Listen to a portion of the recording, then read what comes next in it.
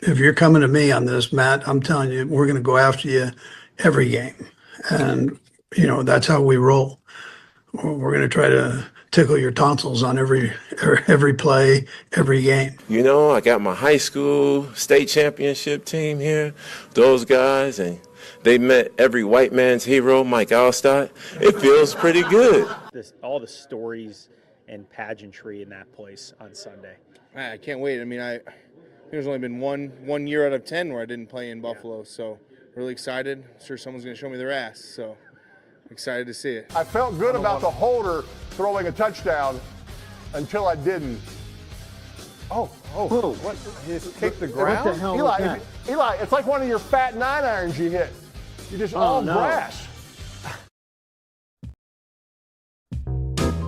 Shane. Shane.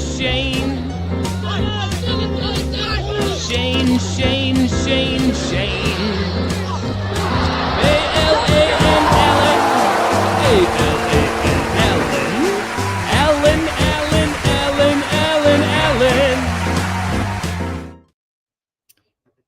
Hey, it's the NFL Week 14 preview, and get this, but we're almost over. Like, this whole thing is almost over.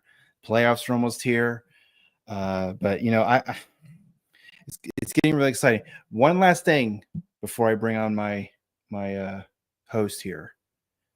I really want to know what Alan's views are on the recent 2026 FIFA World Cup draws, because, I mean, look at this. Group A is Mexico, South Africa, and South Korea, and another team to be determined later.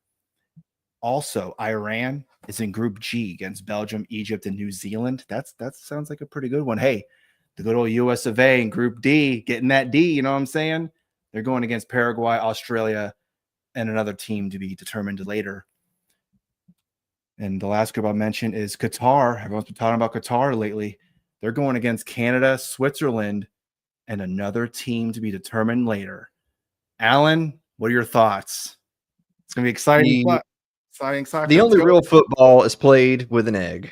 That's my only answer to all of that you just said. But you know what? For what you said right at the beginning there, before you completely lost the plot, we were discussing in our football Discord just earlier this week that at this time of year, it's really important to savor every single weekend of football we have left. Don't turn your nose up in any games, whether they involve teams like the Jets or Browns and Titans, because pretty soon there's not going to be any football left to watch. So savor it, my friends.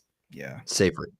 Yeah. With that said, we're going to kick things off with the Week 14 Q&A. This is the final stretch edition because, of course, we are in the last quarter of the regular season. Only 5 teams, Shane, have been eliminated from the playoffs as of Week 14. That's the Raiders, Titans, Cardinals, Saints, Giants. And no teams have actually clinched their division or even a playoff berth yet. Which is kind of it. It shows how much logjam there is, particularly at the top. So what we're going to do is we're going to kick things off with using ESPN's FPI, which is, of course, Football Power Index, to project the rest of the season and look at the current playoff odds for the top teams.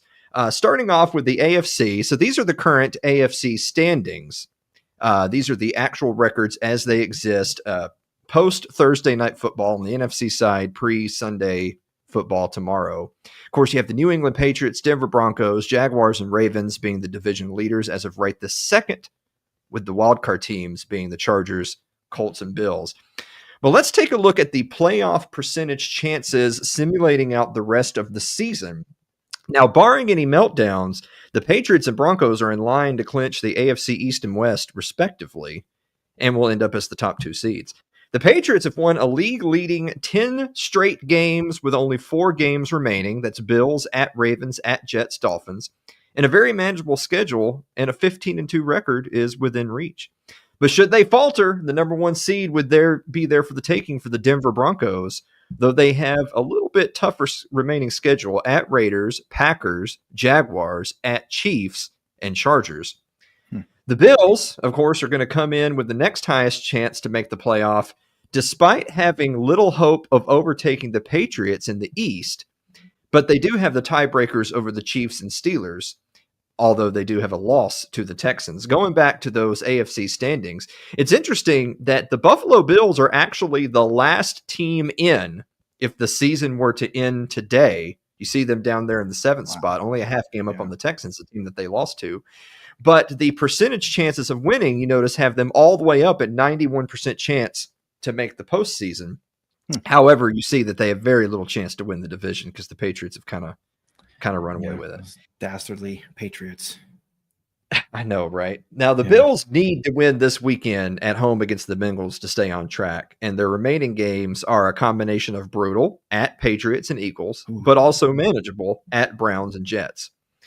Now, 3 of the next 5 teams in order of playoff chances are all from Shane and I's favorite division. It's the AFC South. Yes. Leading off with the Jags and Colts, who are playing this weekend, and they're also playing again in a few weeks.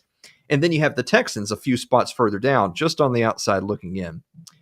The Jags still have at Broncos, but they also have 2 home games with the Jets and Titans to close the year outside of those Colts games, which makes them a more likely lock for the playoffs.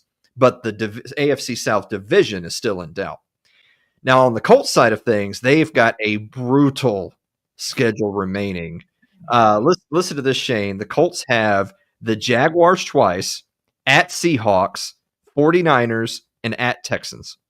Whew. That's probably the toughest schedule to end the regular season, or at least it's got to be up there. The Chargers, we kind of skipped over there, are sort of in this area where they're currently locked into a wild card, but they also have one of the league's hardest remaining schedules. Eagles, at Chiefs, at Cowboys, Texans, at Broncos. Now, the Ravens currently have the AFC North lead, but with 2 games remaining with the Steelers, one or the other of them are going to win those games, and they're going to get the number 4 seed because they're going to win the AFC North. And the other one's going to be eliminated. There's not really much else to say about those 2 teams. If you go back and look at the current standings, you see the Steelers all the way down there in the 9 spot at 6-6, and the Ravens at the 4 spot at 6-6. At the end of the day, one of those teams is going to win the division, and the one that doesn't win the division is almost certainly going to be out because their chance of making up all that distance for a wild card is basically 0. And of course, last but not least, all the way down there in the 10 spot, you've got the Kansas City Chiefs sitting at 500, who really have to win out in order to make the playoffs, and they may even still need some more help on top of that. The only other team with a greater than a 1% chance to win at all or to make the playoffs at all is the Bengals, but that's only if the Ravens and Steelers both completely collapse to finish the season and they somehow magically win the AFC North. Yeah. So before we move on to the NFC, we're going to give our pal Shane here a chance to comment on the AFC. I feel like the teams at the top, with the exception of the winner of the AFC North, the teams at the top are mostly locked into place. It's kind of just a matter of who the seeds are and then who's the last team in. I'm just holding on for hope that everyone in the top, even 9, take care of business so that the Chiefs are eliminated from contention. Yeah, I was just gonna say, like, it would be cool once the Chiefs are out. Like, okay, finally, we don't have to worry about the Chiefs in the Super Bowl again for the 10 millionth time, so we don't have to worry about that. But yeah, I mean, the AFC South, I know we joked about it before, but it looks like it could very well be a possibility that the Colts, Jaguars, and Texans, all 3 of them go in, because with the Steelers and Ravens, it's pretty much it's those 2 teams. Whoever is the top of that division, they're going to go in, and the other team's like, well, we'll get them next time. And I was thinking about this, and I know we kind of talked about it before with head coaches, whatever, but I know Mike Tomlin's a mainstay over there in Pittsburgh, but if they miss the playoffs, do you think that's pretty much it for him? Because I mean, yeah, okay, that's what I was thinking. Yeah. So a little bit of side news on Tomlin, because I actually just saw them reporting on this right before we got started. The deadline for his next extension, which of course has never been in doubt for the entirety of his tenure in Pittsburgh up to this point. I think the deadline for the extension is in March. So right after the Super Bowl, basically. There you go. Here we are just 4 to 5 weeks, depending on which team you are, before the end, or how many games left before the end of the regular season. I think if the Steelers don't make the playoffs, they're going to go ahead and pull the plug. I would be shocked if they even waited to the last possible second on that extension, because that would only be putting themselves in a scenario where if they were going to make a change, they're getting a super late start to their head coaching search. So I do think. I think the bigger question is even if the Steelers get in by the hair of their chinny chin chin, if they only get in because they're a half a game up division winner and then get blown out in the wild card round, is he still out?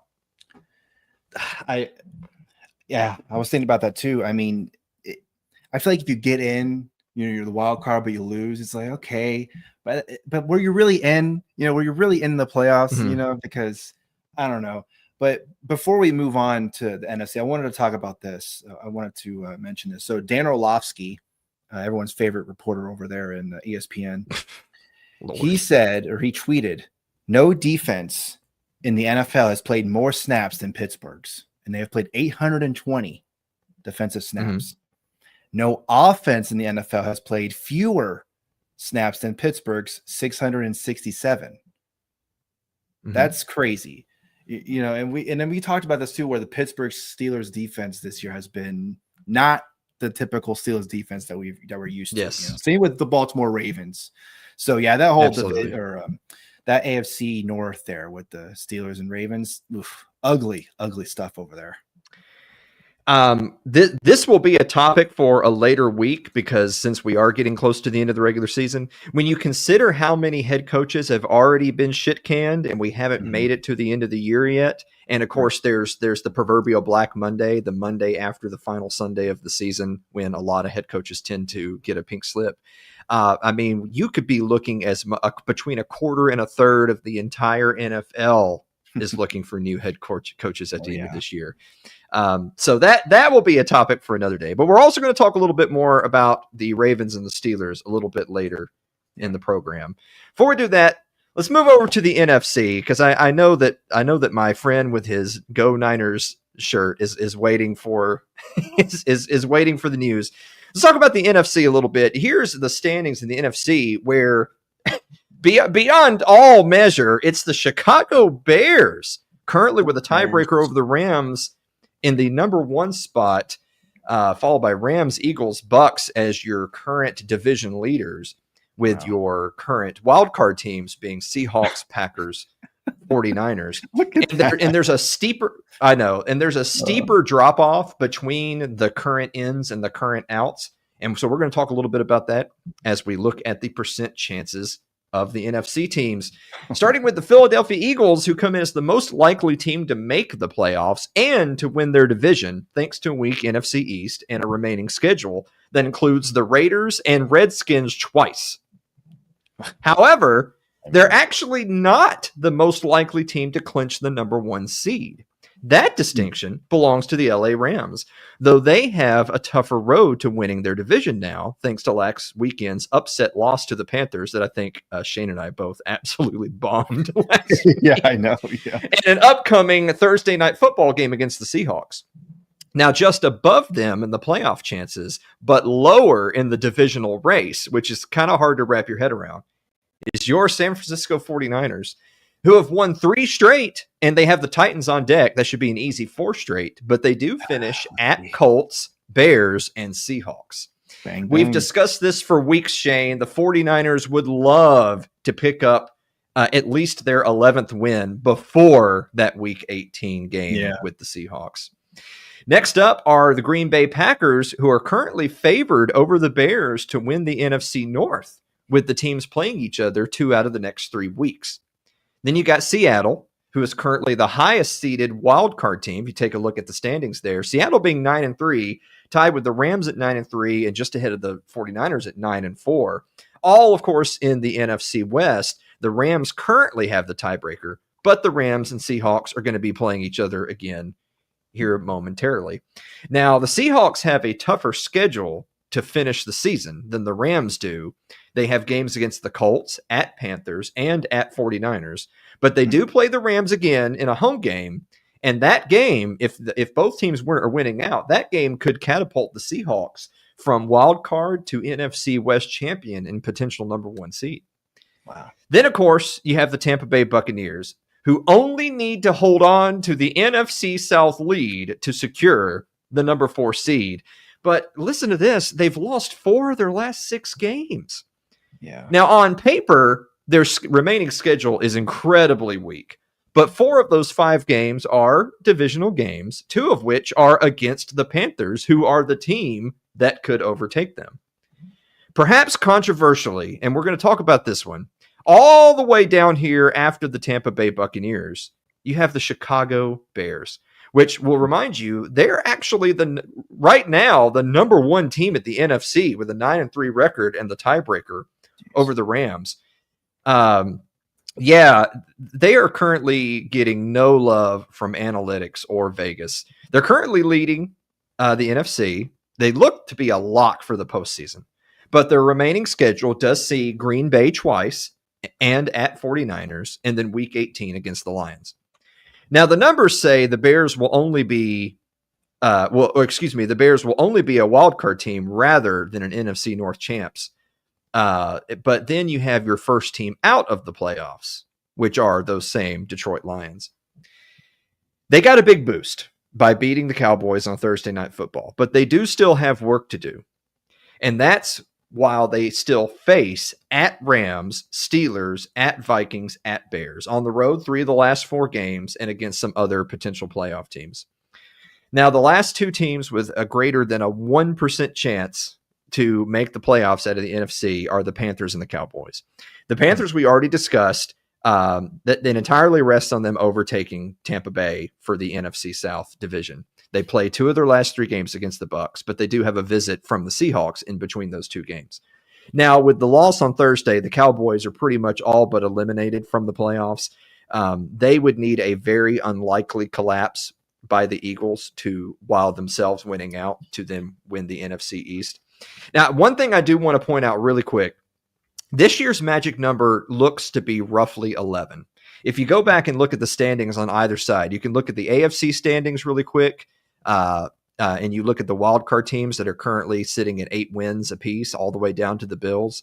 And then also the NFC, again, looking at the wild card teams that on this side have 9 and 8 wins, of course, the Packers having the 1 tie.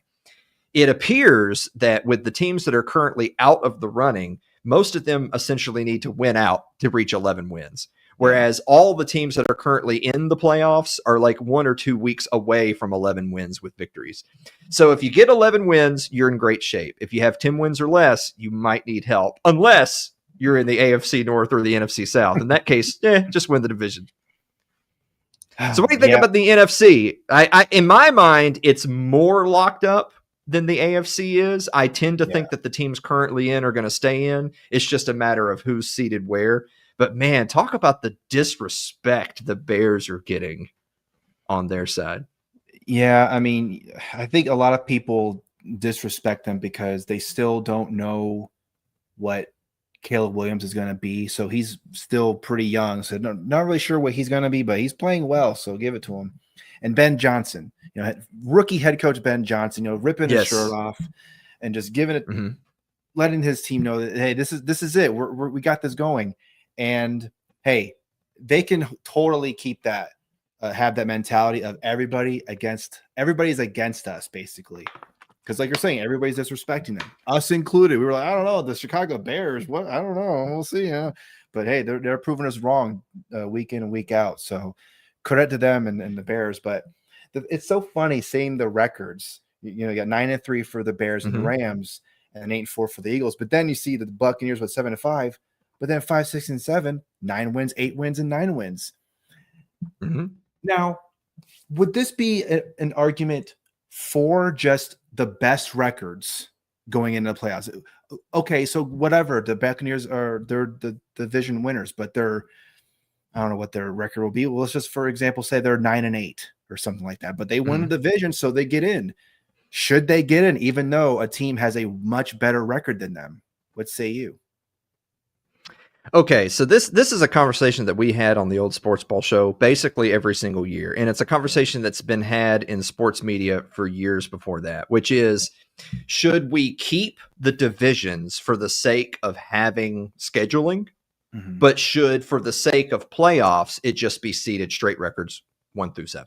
Yeah. I tend to be of the opinion of that. The thing that's tough is that even if you're going to seed the teams based purely on schedule, and you're not going to worry about having, the 4 auto seeds based on the winners of the divisions, if you're going to keep the divisions just for the sake of scheduling and rivalry and whatever, if a division has 3 weak teams and 1 good team, they're still getting a huge leg up on the rest of the league. Maybe they don't have to win their division in order to get an automatic bid, but they're still getting to play 6 games against weaker teams than other teams are.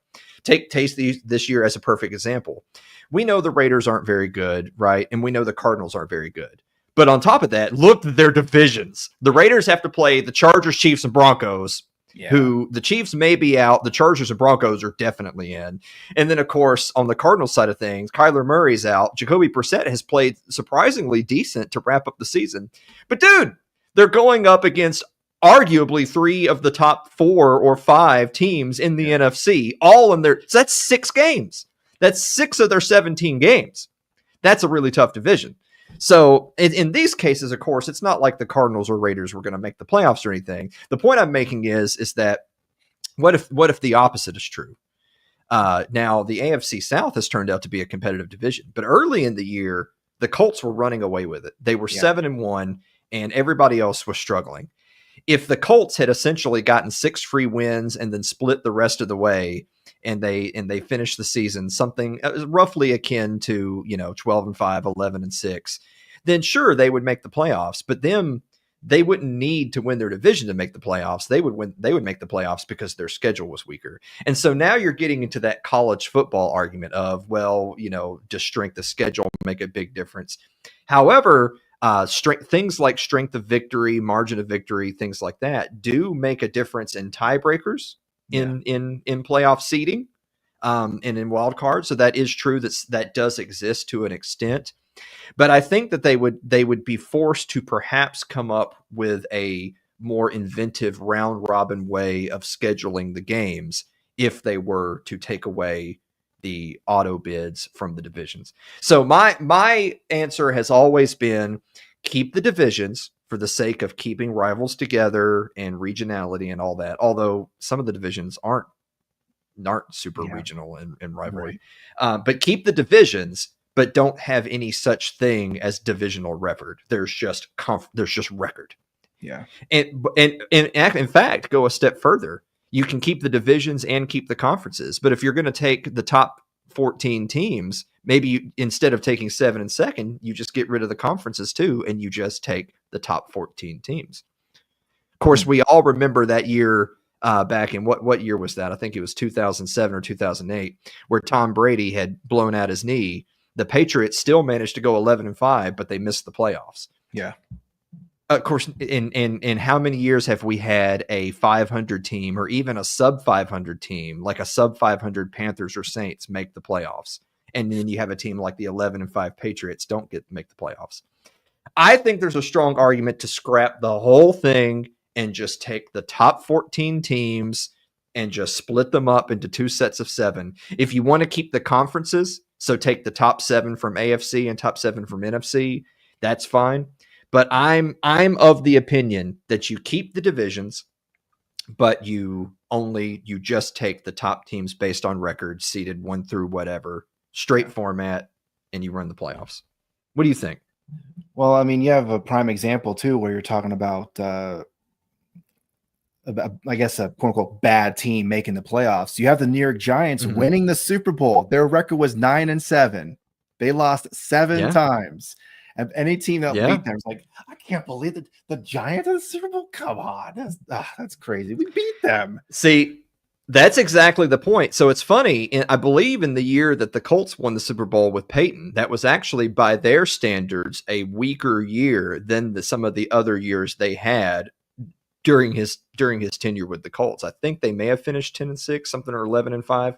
And of course, there was also a year that the Steelers did it as a wild card team. And of course, yes, there's also the Giants as a 9-7 team. So that's actually making an argument of the opposite of what I'm saying. There's a chance that 9-7 Giants team doesn't make the playoffs, but they won the Super Bowl. So see, you're running the risk of ruining some of the magic by touching it at all. Maybe you just let it ride. I don't know. I'm willing to be convinced, but yes, it does suck when you feel like the best teams aren't competing. That's the whole point of professional sports, right? Is the best players and the best teams are competing against each other. Yep. So I don't know.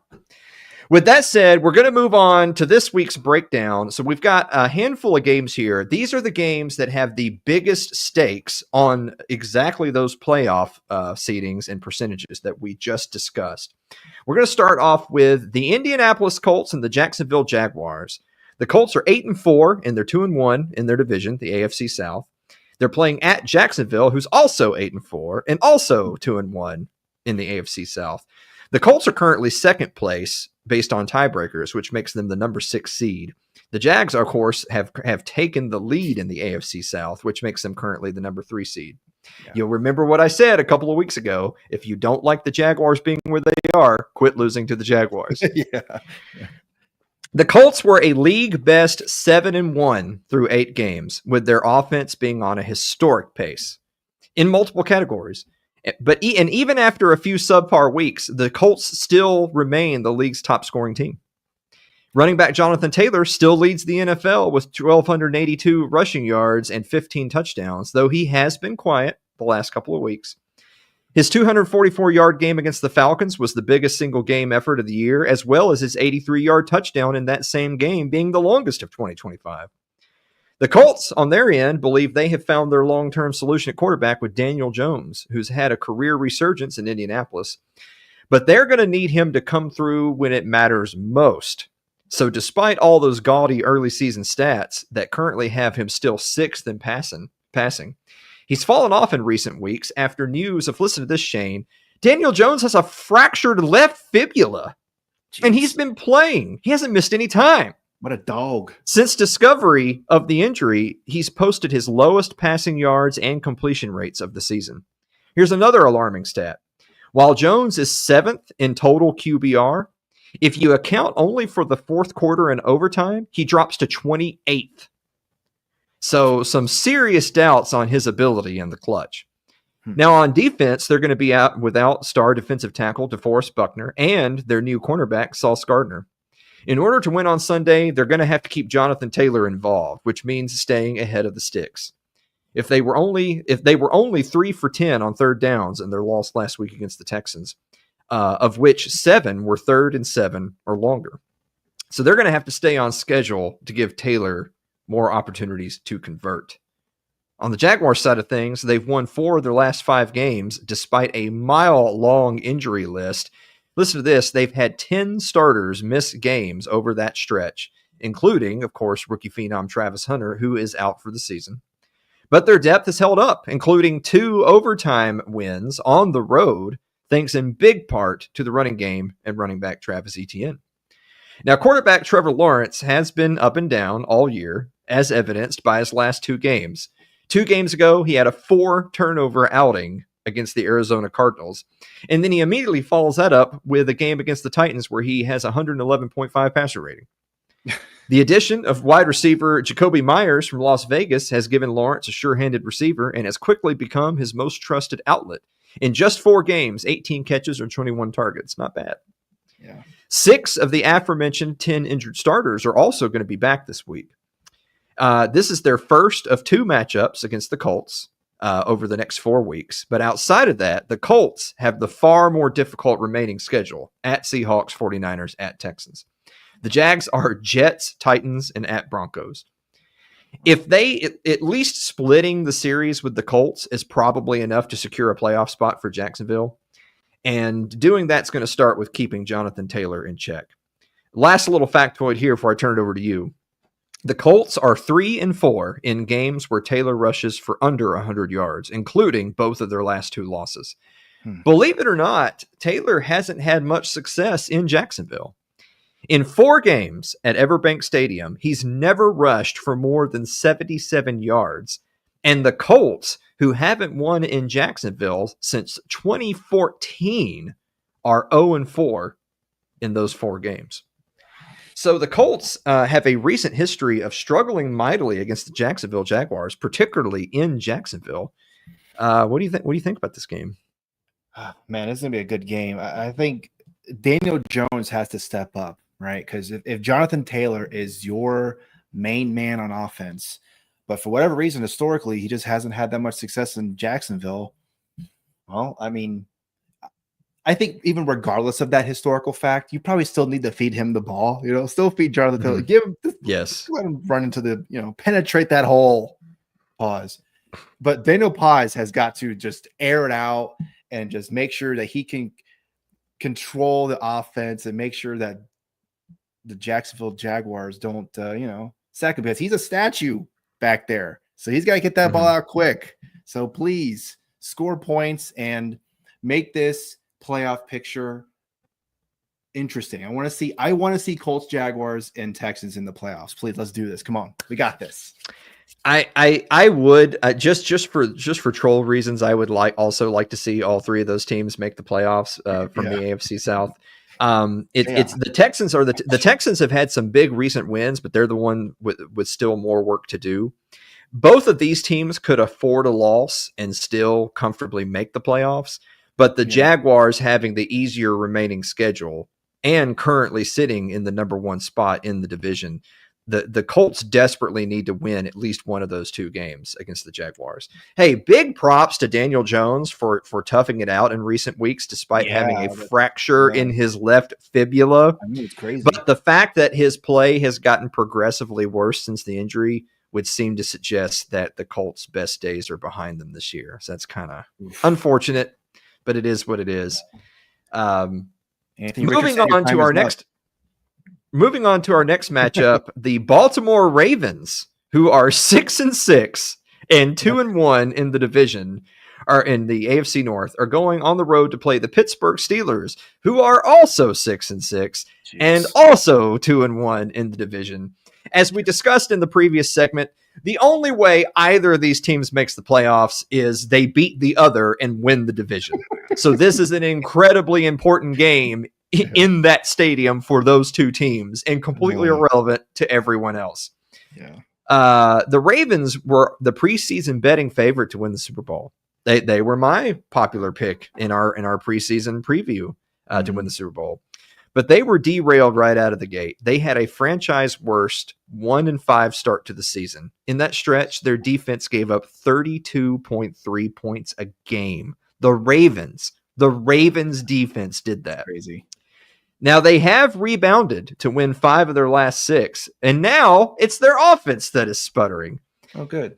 They've only been converting 34.7% on third down and 48% in the red zone. That's both of those are in the bottom quarter of the league. Now, quarterback Lamar Jackson is in the worst slump of his career, and that's not hyperbole. He started the season throwing 15 touchdowns and 1 interception over those first 6 games, despite the terrible record. Now he has thrown 0 touchdowns in 3 straight games, his worst. He's thrown under 60% pass completion rate in the last 4 straight games, also his worst. He's also averaging a career low 29.3 yards rushing per game. Nagging injuries have likely been the cause of that, despite Jackson sort of shrugging off those accusations. But look, they're going to need him to return to MVP form to close out the division. Most importantly, they must protect the football.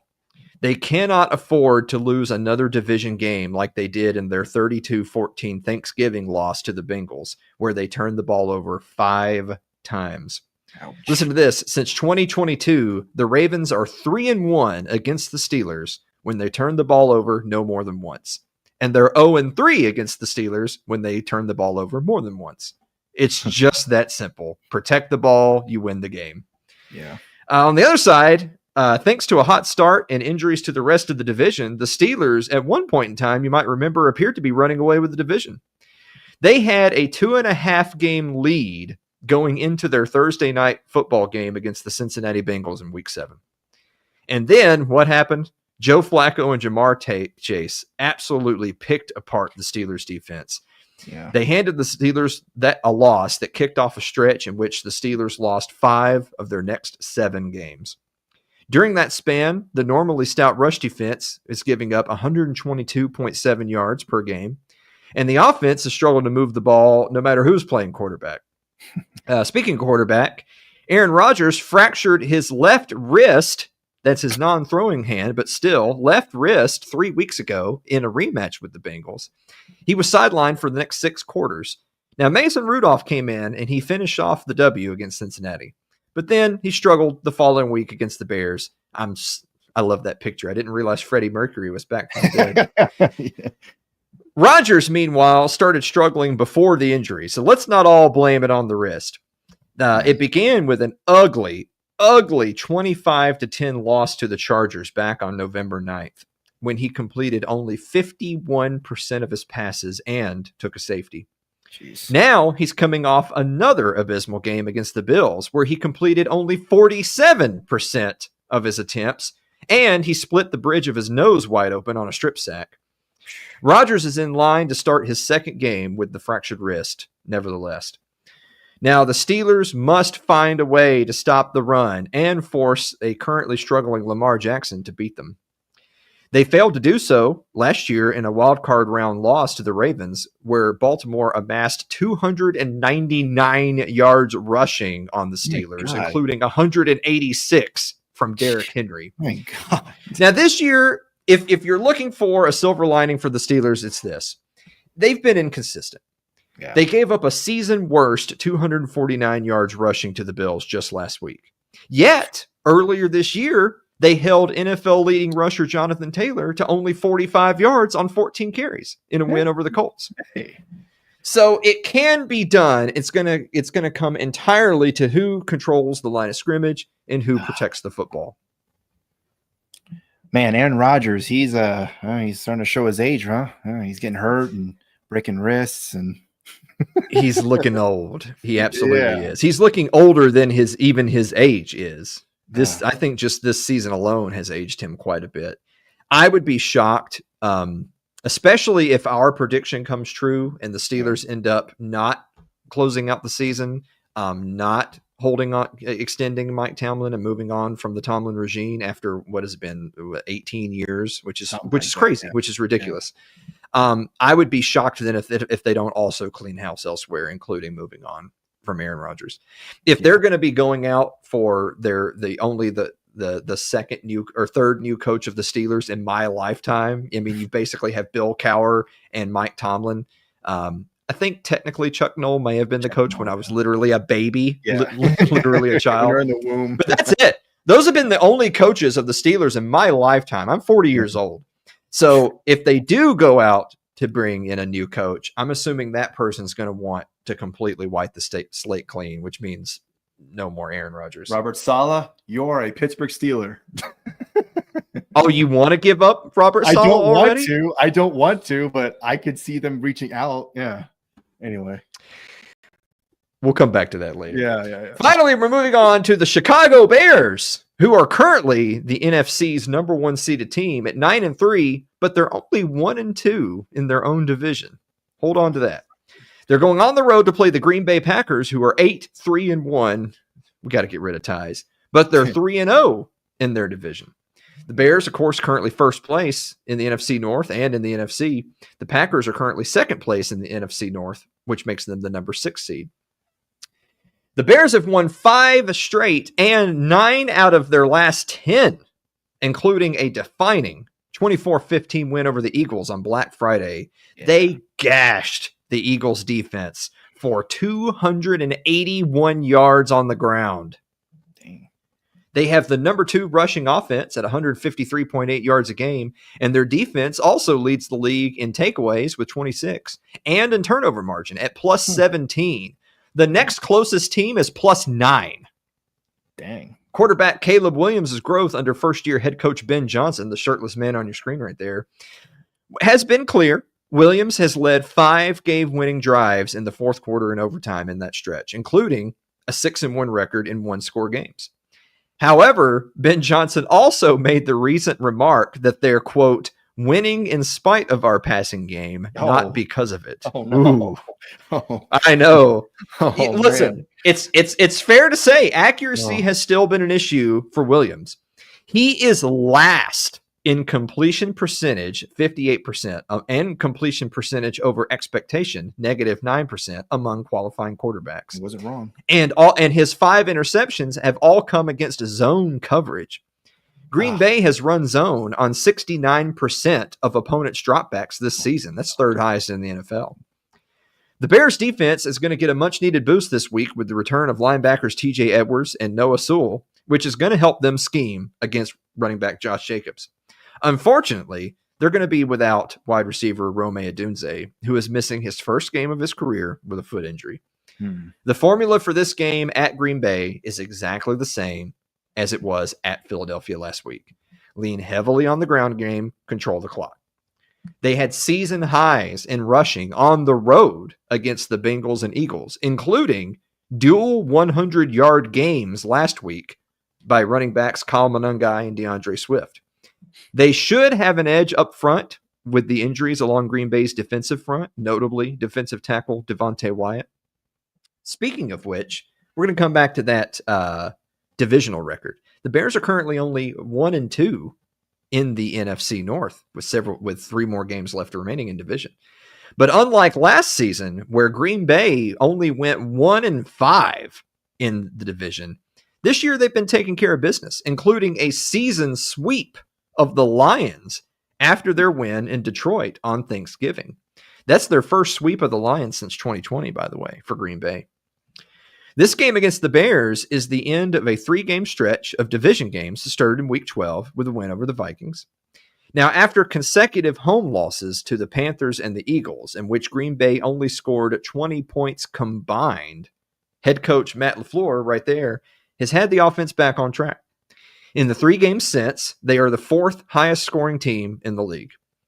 Quarterback Jordan Love has historically played his best football late in the season. His 4-touchdown game against the Lions last week might be the start of another such stretch. In 24 career regular season games in November or later, Love has, this is gaudy, he's combined for 37 touchdowns and 6 interceptions in that stretch, while completing 65.8% of his passes. He has the NFL's highest total QBR in those games at 73.3. But Green Bay has lost 3 starters for the season. Tight end Tucker Kraft, center Elgton Jenkins, and most recently, defensive tackle Devontae Wyatt. The Packers do have a top 10 run defense, and they're going to need it to stop the Bears running back duo of Monangai and Swift. Now, the loss of Wyatt certainly doesn't help, but Green Bay cannot afford to give up 200-plus yards of rushing like the Eagles did. The Bears and Packers are going to play again 2 weeks from now, and the winner of this series most likely wins the division and possibly is the number 1 seed in the playoffs. What are your thoughts? Bears, Packers. Are the Bears for real, and are the Packers going to expose them? Which is it going to be? Well, when you said that he, and I'm saying Caleb Williams for the Bears, he plays better against zone coverage. Well, don't you think the Packers will go, okay, well, maybe we should do man-to-man. Maybe we should do some, man-to-man coverage and have the receivers. No, it's the opposite. Fight against each other. It's the opposite. He's so inaccurate. He's been surprisingly terrible against zone coverage. Any decent quarterback is good against zone coverage because they find the soft spots in the zone. Yeah. His 5 interceptions all came against zone coverage. Caleb Williams is still rough around the edges. He still struggles to read defenses, and his accuracy issues, particularly putting too much air on the ball, is how those passes are sailing over his intended target into safeties and slot corners playing in the zone. But, on the other hand, it's tough because is Caleb Williams been playing great? No. Yeah. But he's been playing better. And as long as he can just play better and take care of the football, their defense and their running game can lead them to a 9-3 mark and currently number 1 in the NFC. So they have the formula. It's just a matter of can he limit the mistakes and make enough plays that their defense and running game can carry it home. Now, you know what they always say, defense wins championships, and the team that can run the ball and stop the run is the team to fear, particularly in the postseason. The Bears kind of have that formula. It's just hard to peg them as a favorite with a quarterback playing at the level that Caleb Williams is playing. Whereas Jordan Love, who himself hasn't been perfect, is still a lot better statistically quarterback than Caleb Williams is. It's just a matter of can Green Bay make it to the finish line. It's going to be tough. I mean, with each you and I have both done this every single week. It's, well, the Bears aren't actually that good. They don't play anybody. And then they beat the Steelers. Like, oh, well, the Steelers aren't that good. Then they beat the Eagles. Well, the Eagles they lost to the Cowboys. Who cares? Right. If the Bears beat Green Bay tomorrow, Yeah. I don't know. Hey, maybe they'll win because of the passing game. You know, Ben Johnson will be eating his words if they win. But you know what? I give Ben Johnson credit because, again, I think I mentioned this before where, you know, we even played clips of him where he'll be doing interviews and it'll be kind of weird. Like, oh, man, he's so serious. Like, what? Come on. How does it look like? But then he'll say something about that and maybe he'll spark a fire up Caleb Williams' behind to, like, hey, you need to play better. Like, I'm glad we're winning, so, you know, it's not as bad, but you better start winning better or playing better. Come on now. I got faith in you, Caleb. Come on. I'm so glad that you mentioned Ben Johnson again. Earlier in the year, we thought Shane Steichen was the runaway favorite for Coach of the Year with the type of job he was doing, not just with the Colts, but particular with Danny Dimes. Mm-hmm. But then we totally forgot Mike Vrabel, who is not a rookie head coach, but it is his first year back with his old team, the Patriots, and they're 11-2. They're very likely to be the number 1 seed in the AFC. Hard not to give him the nod. But then, of course, you have Ben Johnson, who is a rookie head coach in his first year for the Bears, who are coming off of a losing season and firing their head coach. And he has them in contention for a number 1 seed themselves. It's hard to pick who the Coach of the Year is in that. Yeah, and I don't want to, elongate this whole conversation because we got other stuff we got to talk about. But I think the knock for the Patriots is because their schedule has been pretty easy. I mean, you look at some of these games here. Who do they face here? Their very first game. Again, it's the first game, so maybe you can throw that one away. But they lost to the Raiders.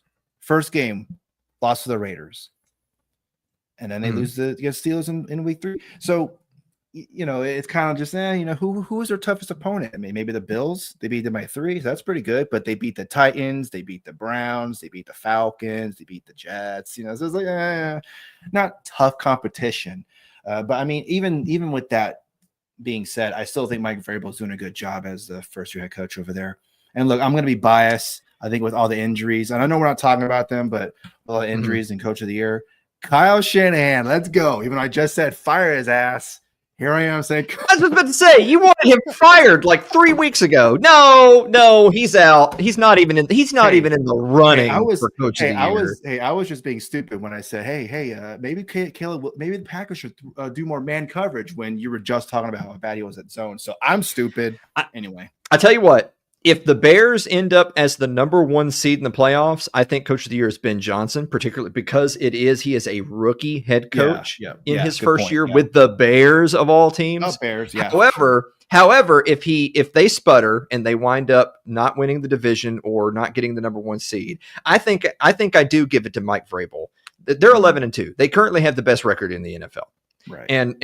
And then on top of that, their next game is next week against the Bills. If they sweep the Bills, then look, they can only play the teams on their schedule. Sure.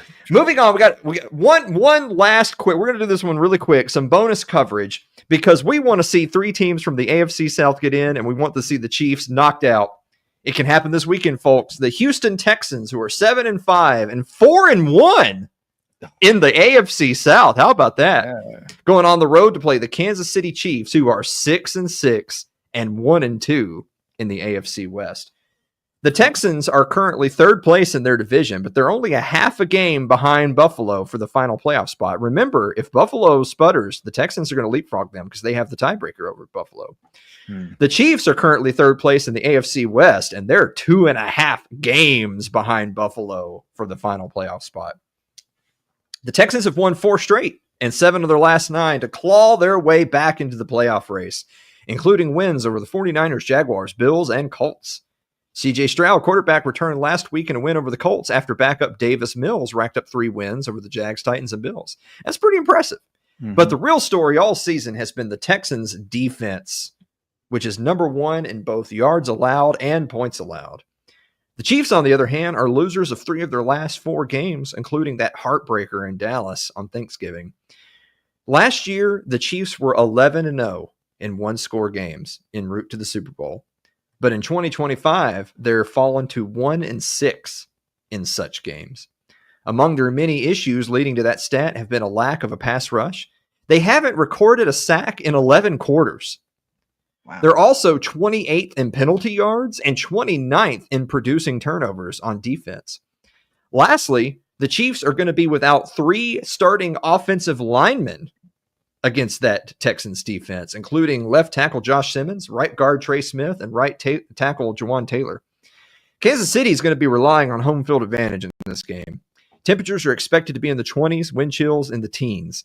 This is actually going to be the Texans' first cold weather game of the season, and they're 0-2 in Arrowhead under head coach DeMeco Ryans when both games being frigid.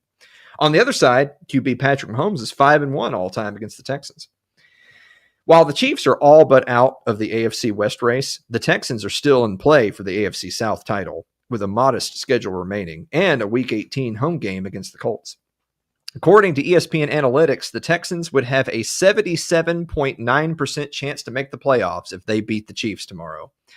But they would have work left to do and need some help if they were to lose. The Chiefs, on the other hand, even if they win, is probably still going to need some help, which would only improve their chances to, at best, a coin toss. But a loss effectively eliminates them from postseason. They would likely need to win out, including games against all 3 divisional opponents. This is definitely an absolute must-have, must-win. There's absolutely no other way you can phrase it. This is a must-win game for the Chiefs. They're playing at home in conditions that favor them. However, the Texans' defense has been the best defense in the NFL, and Patrick Mahomes is missing 3/5 of his offensive line. Could be a long day. Yeah, I see Patrick Mahomes running around 5 yards behind the line of scrimmage, just running in circles while that Texans defense swarming, getting in there and knocking Patrick Mahomes' hat off. Not literally, obviously, but figuratively. Yeah, ironically in Minecraft. Yeah, that's right. Terms of service. So, look, I think like I said, and I know you said too, I want to see 3 teams out of the AFC South and Broncos and Chargers. Let's go. Come on. No Chiefs.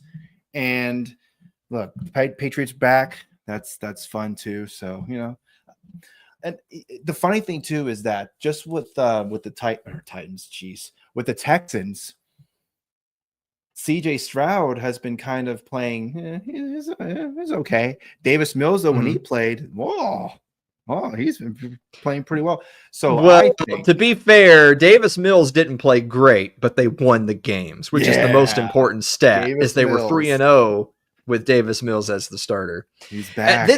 The only reason I covered this game is just to say the Colts and Jaguars are closer to locks. If the Texans win this game, they're close to a lock. If they lose this game, they're close to out. It's the difference between like a 77% chance and a 33% chance based on this game. Yeah, so if you're rooting for the AFC South supremacy, root for the Texans. We're going to move on to this weekend's picks. We're going to pick those games we just discussed. But before that, we're going to talk about this week's pillow fight. It's the Tennessee Titans going on the road to play the Cleveland Browns. All right, let's go. The Browns are actually 4.5-point favorites in this game. Who do you got? I mean, why wouldn't they be favorites against the Titans? What has the Titans done for me lately? Nothing, except for maybe get the first round pick, the first pick in the first round. Yes. Here's the thing. I do think that Cam Ward is a better quarterback than Shadur Sanders in this matchup, but I think the Cleveland Browns are a much better defense that's going to be after Cam Ward than the Titans defense going after Shadur Sanders. So I will. You know what? I'm going to actually say the Titans win, but or excuse me, the Browns win, but they don't cover. I think they'll win, but they don't win by 5. Then we have the Indianapolis Colts at Jacksonville Jaguars. Believe it or not, the Jaguars, which took the AFC South lead and are playing at home, are actually listed as a 1.5-point underdog at home. A little bit disrespectful of the Jaguars. What do you think? Well, because I think the Jaguars are just kind of that team that nobody really talks about. I can understand them kind of. I think the only way they would ever be a super favorite is if they were just unbeaten and they were the runaway best team in the league. But I mean, it's 1.5. I don't see how they would not even be able to. How would you not cover 2 points? Come on. So you're going Colts then to cover? Yes, Colts. Let's go. You know what? I don't even need the 1.5 points. I think the Jaguars win. It's going to be a dogfight. If you don't like the Jaguars, quit losing to the Jaguars. All right. You got the Pittsburgh Steelers going on the road to play the Baltimore Ravens. The Ravens are actually 6-point favorites in this game over the Steelers. There is very little hype surrounding the Steelers these days after losing what at one point in time was a big lead in the division. What do you think? Who's going to win the division? Steelers or Ravens? Go. I'm going to say the Ravens. Lamar Jackson's going to become that MVP player that we've seen time out and time again, however the saying goes. And as long as the Ravens defense can hold them to I don't know how many points. Let's say 24, we're good because we've seen the Ravens score 50 points, but it's the defense just can't stop anybody. But hey, Aaron Rodgers looks like a statue back there. Just knock his head off YouTube terms of service, and we're good to go. Yeah. This is another game where I really don't like that line. So I do think the Ravens will win, but I don't think they're going to cover 6 points. That's a high line. That's pretty high. It's a big line between two mediocre. They're both 6 and 6. This is the definition of the mediocrity bowl. I don't think one team's blowing out the other. Yeah. Then we have the Chicago Bears going on the road to play the Green Bay Packers. The Bears are 9-3, and they're the number 1 team in the NFC right now, and they are 7-point underdogs to the Green Bay Packers. The Packers are favored by a touchdown and an extra point. What do you think of that? Such disrespect. Well, they're playing at Lambeau Field, right? So they got the home field advantage, so I get that. But man, that disrespect. Again, I think maybe Ben Johnson needs to take off his pants too to really motivate his team and destroy the Packers, Well, I'm sure Caleb Williams would love that, but neither here nor there. You know what? This is yet another game where I'm going to say Green Bay wins, but they don't cover. I'm not a big fan of these lines. I'm not a big fan. I think Green Bay will beat the Bears. Not to say that the Bears can't come back and win their game in Soldier Field, but I think they do lose this game in Lambeau. But they don't lose by 8. Finally, Houston Texans at Kansas City Chiefs. The Chiefs, who have to have it, are 3.5-point favorites at home. What do you think? Yeah, that makes sense. Kansas City at home. Texans. Who are the Texans? I don't know. They're from 2002. That's when they came in. So I get it. I think the Chiefs are going to. Man, 3.5. That means it's going to be a dogfight, huh? Look, if Patrick Mahomes can do something against that Texans defense, then more power to him. But I could see it as being a low-scoring game, like 16-13. We'll go with that. With that prediction. I think that it is unfair to the Texans for the Chiefs to have that 3.5-point favorite. I get that. I get that it's in Arrowhead. I get that a lot of teams struggle in Arrowhead. But you know what? Teams haven't struggled in Arrowhead as much this year as they have in previous years. The Chiefs are a 500 team. Yeah. Them being without 3 of their 5 starting offensive linemen against the number 1 defense in the NFL? Are you kidding me? Texans, baby. Give me the AFC South 3-team fiasco. I'm all in on it. Texans. Shane, do you have a final thought? Yeah, my final thought is I hope South Korea makes out of Group A in the FIFA World Cup. Let's go. Sorry, I didn't catch a word of that. my final thought, going back to the beginning of the show, Boise State Broncos are leaving the Mountain West, heading over to the newly reformed Pac-12, but they're leaving as back-to-back-to-back Mountain West champions. Go Broncos. Congratulations. I also hope USA makes that a Group D. And just to piss off some people, Qatar makes that a Group B. Yeah, no, Group D, right? So, yeah, you got South Korea out of Group A, Qatar, Group B, and the U.S. out of Group D. Have a good night, everybody.